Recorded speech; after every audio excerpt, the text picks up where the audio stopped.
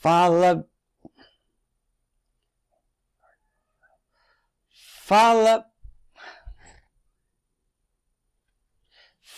Homo Sapiens, eu, professor Francisco Anselmo, aqui do canal Biologia na Cabeça, trago a vocês mais um vídeo. Mas antes de tudo, se você não é inscrito, já se inscreva. Antes de deixar rolar este vídeo, já dá um joinha, dá um like, dá um like. E clique no sininho para receber meus novos vídeos que estão por vir. E hoje, então, saiba diferenciar as propostas, teorias de... Hoje, então, saiba diferenciar as propostas de classificação dos seres vivos na linha do tempo. Então, uma timeline eu apresento aqui. Cientistas e suas propostas de classificação dos seres vivos. Quem foram eles? Ernst Haeckel é o primeiro, sem dúvida nenhuma, mas não deixa de ser o segundo, certo? Herbert Copeland, Robert Whittaker, Lynn Margulis, Carl Weiss, Thomas Cavalier Smith, o único vivo, hein? E então, vamos lá. Antes de tudo, há pouco mais de 3 séculos antes de Cristo, já tínhamos quem? Aristóteles e o seu discípulo Teofrasto, conhecido como ser o pai da botânica. Eles já discutiam a respeito da classificação dos seres vivos. Mas desde aquela época de Aristóteles e o seu discípulo Teofrasto, até meados do século XIX, os seres vivos eles eram classificados em 2 reinos, animal e plantae, e mais nada. Mas o reino plantae, nesse caso, desta época, ele incluía o quê? Todos os seres vivos fotossintéticos, sem locomoção, sem ingestão, incluindo bactérias e fungos. E o reino animal incluía, então, todos os seres vivos que não faziam a fotossíntese, com locomoção, com ingestão, incluindo, então, seres unicelulares, como os protozoários, e os seres multicelulares, como os metazoários, que são todos os seres vivos que são constituídos por tecidos. Bom, Ernst Haeckel, 1884-1936. Pois bem, o biólogo alemão Ernst Haeckel, lá em 1866, ele propõe, então, um reino protista, que passa a ser, então, 3 reinos. Vai ser o 3º reino. Tem o animal, o plantae e agora, então, o protista.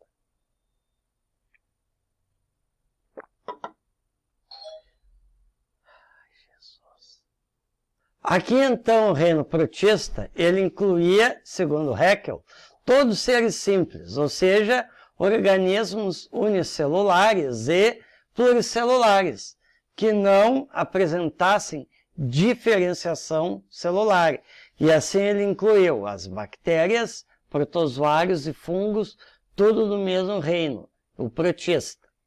Mas, atenção, no século XX, com o aparecimento do microscópio eletrônico e com o avanço de algumas técnicas bioquímicas, foi possível compreender que as bactérias têm características muito, mas muito distintas mesmo dos fungos e dos protozoários. Herbert Copeland, 1902-1968. Em 1956, Herbert Copeland apresenta uma classificação que aproxima muito mais da realidade natural das coisas, aliás, dos seres vivos. Ele separa, então, num novo reino, o Monera, os seres vivos procariontes, ou seja, aqueles com células, sem núcleo individualizado. E aqui, então, as bactérias bem contentinhas com o novo reino delas. Beleza? Quem Copeland incluiu? No reino protista, todos os fungos e algas vermelhas e cinzas. No reino Plantae, os organismos que possuíssem clorofila como pigmento fotossintético e produzissem o amido, celulose e sacarose. E no reino Protista, então, os organismos eucariontes ali encontrados não eram nem animais nem plantas, ou seja, os fungos mesmos. Já Robert Whittaker, 1924-1980, ele sim, pouco mais de uma década mais tarde do que o Copeland, lá então em 69, que o Whittaker propôs? Um sistema de classificação em 5 reinos, estabelecendo um reino independente para os fungos, ou seja, o reino fungi. Olha aí os cogumelos bem felizes com um reino só deles. E o novo sistema apresentado tinha subjacente, então, 2 critérios principais. Nível de organização celular, ou seja, diferencia as células procarióticas das eucarióticas e a unicelularidade da multicelularidade. E o modo de nutrição, que é o modo como o organismo obtém o alimento.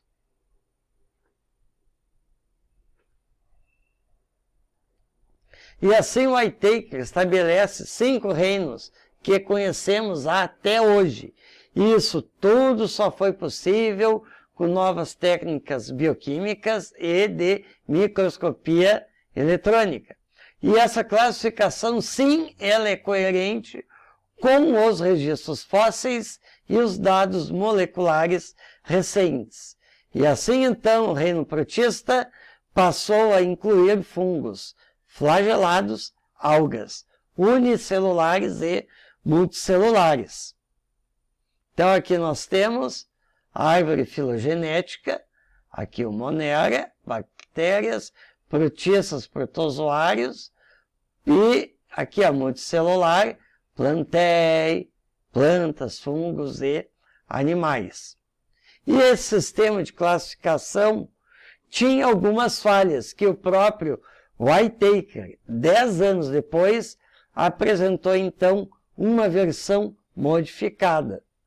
Então aqui nós temos o Monera, enquanto nós vamos ter aqui o metáfita, as plantas, os fungos, o fungi, metáfita então os animais.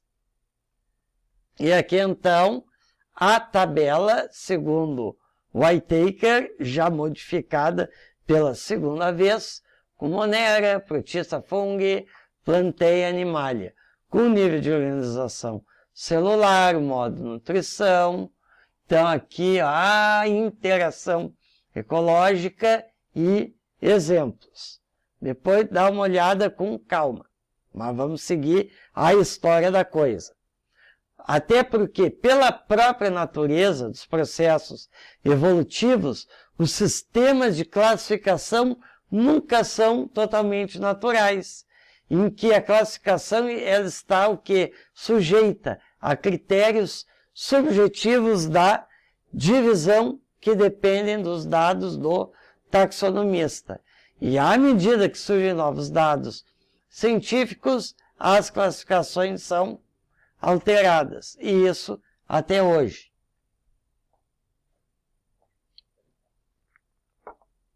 Então aqui, Lynn Margulis, 1838-2011. Em 1978, então, essa senhora, a Lynn Margulis, com a Karalene Schwartz, elas propõem o quê? Um sistema de classificação em domínios, baseados em dados de ultraestrutura microscópica das células e suas respectivas organelas citoplasmáticas, e que reflete as suas ideias sobre a teoria endossimbiótica para a origem das células eucarióticas. Falando em teoria endossimbiótica, isso ainda vou fazer um vídeo por aqui o quanto antes. E essas duas investigadoras, elas defendem a existência de dois domínios, que é a procária. Na procária, inclui todos os procariontes, que pertencem a um só reino.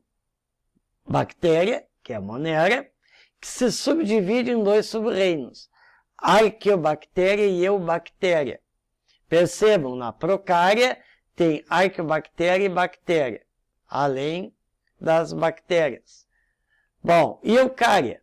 Inclui todos os eucariontes, que dividem-se em 4 reinos. Protoctista, são os protozoários, Animalia, Fungi e Plantae. E aqui então Carl Weiss, 1928-2012, em que ele, lá em 1990, junto com Otto Candler e Mark Willis, eles propõem o quê? Um novo sistema de classificação, baseado em comparações de sequências nucleotídicas e RNA ribossômico, famoso RNA-R, com que construíram então uma árvore filogenética. E dessas análises comparativas e filogenéticas, conclui então que os seres vivos devem ser divididos em 3 domínios, que é Arquei, que são procariontes que vivem em condições ambientais extremas, Eubactéria, que são os procariontes mais comuns na natureza, e a Eucária, que inclui todos os eucariontes e que Eucária e Arqueobactéria, eles partilham um ancestral comum bem mais próximo do que os Arquei e Eubactéria. Então aqui nós vemos a árvore filogenética, bactéria aqui, que é Eubactéria, Arqueobactéria são Arquei, e os demais, Animalia, Fungo, Plantae e Protista, são os Eucária. E agradeço você que chegou até aqui e te vejo em outros vídeos meus, seja videoaulas ou então os biovlogs. E te vejo até mais.